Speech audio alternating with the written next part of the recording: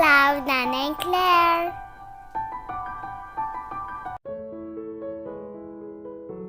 Hello KaFam!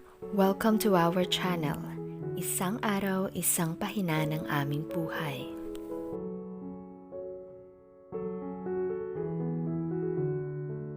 As to the road of achieving the balcony garden, we will be painting few of our pots to give more colors as we share about Chapter 6 of Think Like a Monk by Jay Shetty entitled Routine.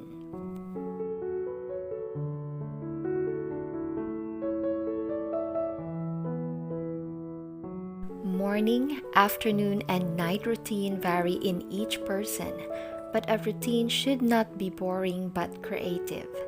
Let's learn how to have a transformative routine which may look the same from the outside, but you are transformed inside. Having routine work means we lessen our cognitive burden at the moment we woke up. It makes it easier to give ourselves time to savor every moment. As the book said, having just enough time means not having enough time. What does that even mean? Ease yourself each morning from picking up your smartphone first, scrolling social media, and how bad could work be in that day? As we often hear, the successful way getting up earlier is to sleep earlier. None of us wants to go to work tired and then get to the end of the day feeling like we could have done more. The energy and mood of the morning carries through the day, so making life more meaningful begins there. Once you found time in the morning, it is yours alone. That free time is one of the greatest gifts we can give ourselves. Make some time to thankfulness, insight, meditation, and exercise.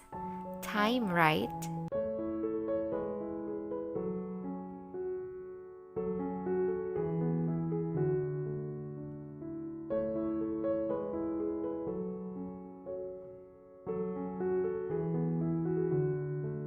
Hello, Kafo. Oh, you working too? Oh, I love yours.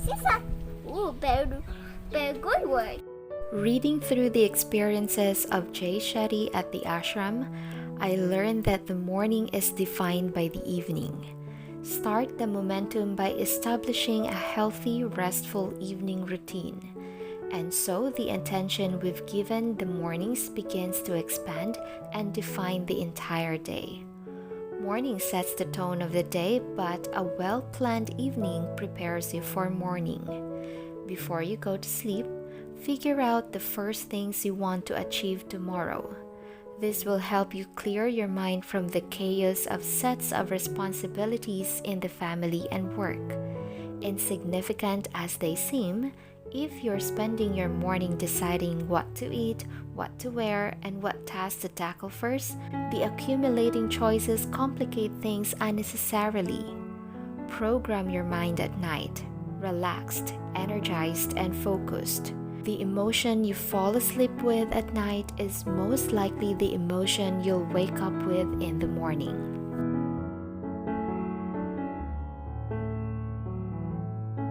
I love your feeling. Yes, I'm not done. I'm done. Wow! Because that's okay. Ay, pintok-pintok mo red na para flowers sila. Yes, that's great idea. This is that too. Nanay and Claire.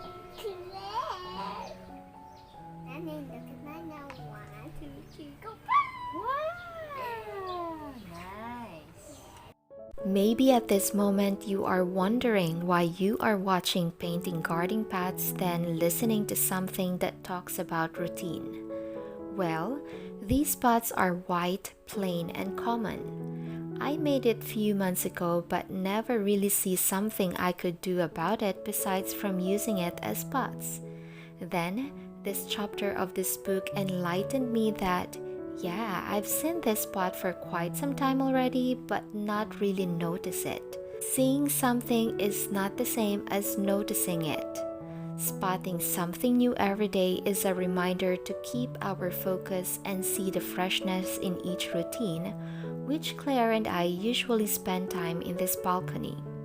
Truly noticing things around us isn't about us having retention problems, but attention problems. By searching for new, you are reminding your brain to pay attention and rewiring it to recognize that there's something to learn in everything. Life isn't as certain as we assume. Routines and novelty are contradictory, but doing the familiar creates room for discovery. As late Kobe Bryant once said, a lot of time creativity comes from structure. When you have those parameters and structure, then within you can be creative. If you don't have structure, you're just aimlessly doing stuff. Location has energy, time has memory. It is easier to see the value of being present throughout an ordinary day, and easier to be truly present if you understand and appreciate the benefits that routine has to offer.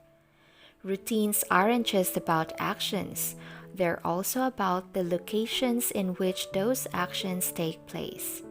The more personal spaces are devoted to single clear purposes, the better they will serve you. Create spaces that bring you the energy that matches your intention. If you do something at the same time and space every day, it becomes easier and natural. Appreciating the everyday doesn't even have to involve change so much as finding value in everyday activities. In his book, At Home in the World by Nick Nathan, he wrote, "To my mind, the idea that doing dishes is unpleasant can occur only when you aren't doing them. We may all agree that living in the present makes sense, but the truth is that we're only willing to have selective presence. We are training our minds to be where we physically aren't."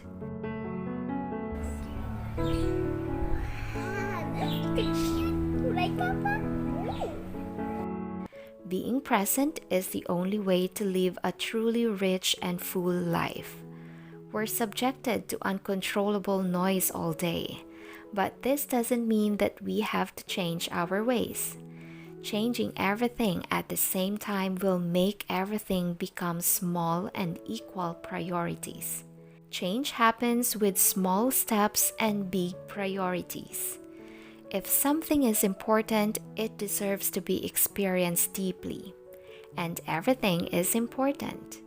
When we allow ourselves to have immersive experiences through meditation, focused periods of work, painting, playing basketball, weeding a garden, and many other forms of contemplative single-tasking, we're not only more productive, we actually feel better. After all, these plain white pots before became the most special ones among the display. Something fresh in the eyes recognized within our routine. Love, Nanay and Claire.